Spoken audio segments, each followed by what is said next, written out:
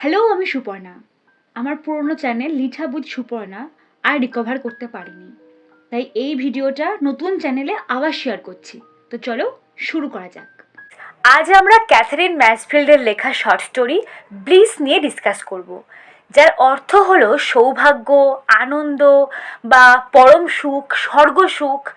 এই short story প্রথমে the English review নামক এক ম্যাগাজিনে 1918 সালে পাবলিশড হয়েছিল। পরবর্তীকালে 1920 সালে একটি শর্ট স্টোরিজ কালেকশন যার টাইটেল ব্লিস অ্যান্ড আদার স্টোরিজে রিপাবলিশ হয়। ক্যাথারিন ম্যাসফিল্ড একজন নিউজিল্যান্ড বর্ন রাইটার ছিলেন, কিন্তু জীবনের বেশিরভাগ সময় কাটিয়েছেন ইংল্যান্ডে। তিনি Virginia Woolf, D H. Lawrence, James Joyce এনাদের সমসাময়িক ছিলেন। মডার্ন স্টোরি হিসাবে ব্লিস ফোকাস করে প্রোটাগনিস্টের ইমোশন, সেলফ অ্যাওয়ারনেসের ওপর। ক্যাথারিন এই স্টোরিতে স্ট্রিম অফ কনসাসনেস প্রচুর পরিমাণে ইউজ করেছেন, যার সাহায্যে তিনি প্রোটাগনিস্টের মনের ভাবকে ফুটিয়ে তুলেছেন। তিনি এই স্টোরিতে হোমোসেক্সুয়ালিটিকে ফুটিয়ে তুলেছেন। সেই সময় সোসাইটিতে হোমোসেক্সুয়ালিটিকে মান্যতা দেওয়া হতো না, কারো কাছে এক্সপ্রেস করাও যেত না। এই স্টোরিতে আমরা দেখব একজন ওম্যানের দিন কত আনন্দে কাটলেও, ছোট ছোট জিনিসে আনন্দ খুঁজে পেলেও দিনের শেষে, গল্পের শেষে কিভাবে তার আনন্দ, তার ব্লিস শেষ হয়ে যায়। স্টোরি শুরু হচ্ছে 30 বছর বয়সী বার্থা ইয়াংয়ের সাথে। সে বাইরে হাঁটছে আর মনে মনে বিশাল আনন্দিত আছে, কিন্তু তার এত আনন্দের কারণ কি সে নিজেও যেন জানে না। এরপর সে বাড়ি ফেরে মেড মেরির সাথে ডিনার টেবিল সাজায়। বার্থা এতই শিল্পপ্রেমী যে সে টেবিল সাজানোর সময় কার্পেটের কালারের সাথে ম্যাচ করে ফল সাজায়।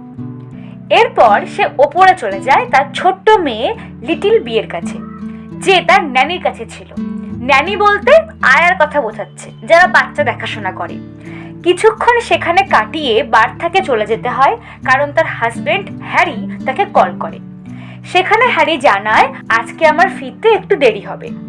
আসলে হ্যারি আর বার্থা একটা ছোট্ট ডিনার পার্টির আয়োজন করেছিল। বার্থা হ্যারিকে জানাতে চায় তার আজ কত আনন্দ হচ্ছে, কিন্তু সে জানায় না। কল কেটে বার্থা ঘর সাজায় আর নিজে রেডি হয়।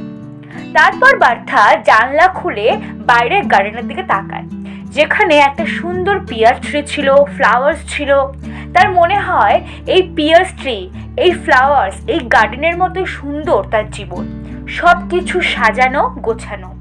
এরপর সে দেখে একটা গ্রে ক্যাট আর একটা ব্ল্যাক ক্যাট, যারা গার্ডেনে ঘুরে বেড়াচ্ছে, যাদের দেখে বার্থার ক্রিপি মনে হয়। এরপর একে একে গেস্ট আসা শুরু হয়। 4 জন গেস্ট ইনভাইটেড ছিল।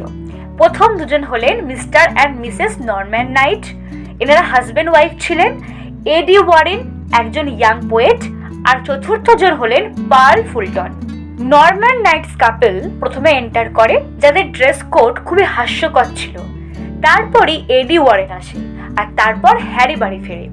ড্রেস চেঞ্জ করে তারা সকলে যখন এক জায়গায় বসে, তখন এন্ট্রি নেয় মিস পার্ল ফুলটন।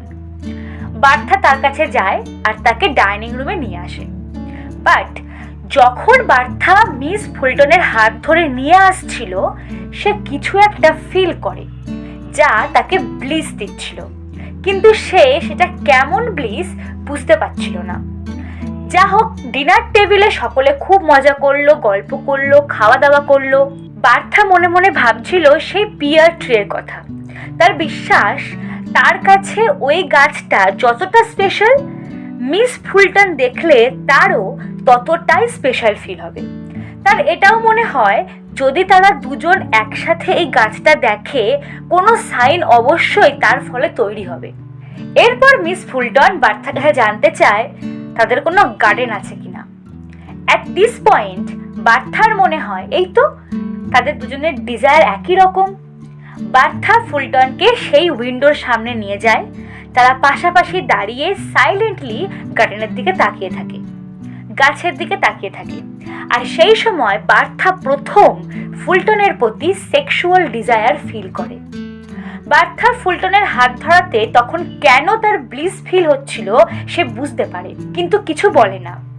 এরপরে হ্যারির ডাকে তারা দুজন আবার গ্রুপ জয়েন করে, কফি খায়, কনভারসেশনস হয়। কিন্তু এই সবের মাঝে হ্যারি মিস ফুলটনের সাথে খুবই খারাপ বিহেভ করছিল, যেটা বার্থার খুব খারাপ লাগে। সে ঠিক করে যে আজ রাতে মিস ফুলটনকে নিয়ে হ্যারির সাথে সে কথা বলবে। কিন্তু যখন সে এসব ভাবছিল যে রাতে হ্যারির সাথে কথা বলবে, সাডেনলি তার মাথায় এটা আসে যে রাতে তারা দুজন বেডে একা থাকবে, আর সেটা কনভার্ট হয় বার্থার সেক্সুয়াল ডিজায়ারে। এটা তার কাছে খুবই আনএক্সপেক্টেড ছিল, যেহেতু হ্যারির জন্য কখনো তার এমন ফিল হয়নি। হ্যারি তার জন্য যেমন ফিল করে সেও তেমন ফিল করছে, এটা ভেবে সে হ্যাপি হয়। আর এই ডিজায়ারের জন্য সে ভাবতে থাকে কখন পার্টি শেষ হবে আর গেস্টরা চলে যাবে। এরপরে গেস্টদের ফেরার পালা। সবার প্রথমে মিস্টার অ্যান্ড মিসেস নাইটস বেরিয়ে যান, তারপরে এডি। আর যখন মিস ফুলটন এগোতে যাবে, হ্যারি হঠাৎ তার কোটটা এগিয়ে দেয়। বার্থা ভাবে হ্যারি নিশ্চয় তার ব্যবহারের জন্য অনুতপ্ত, এই ভেবে বার্থা খুশি হয়।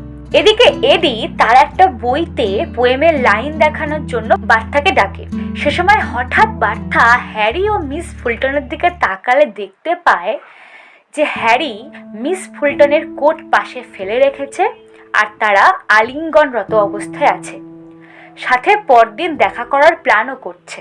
অর্থাৎ এতক্ষণ হ্যারি অভিনয় করছিল, আসলে মিস ফুলটনের সাথে তার অ্যাফেয়ার আছে। সেই মুহূর্তে বার্থার জীবনটা যেন অন্যরকম হয়ে যায়, বাকি সব একই থাকে।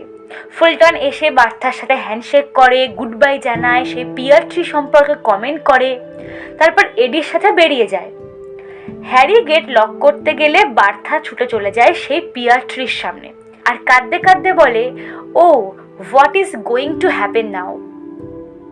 সো আমরা এখানে দেখতে পাই বার্থা যে জীবনে সবকিছুতে আনন্দ খুঁজে পেত, তার শেষে গিয়ে আনন্দটাই শেষ হলো। তার জীবনে যে ব্লিস ভরা ছিল তা ফলস ব্লিসে পরিণত হলো।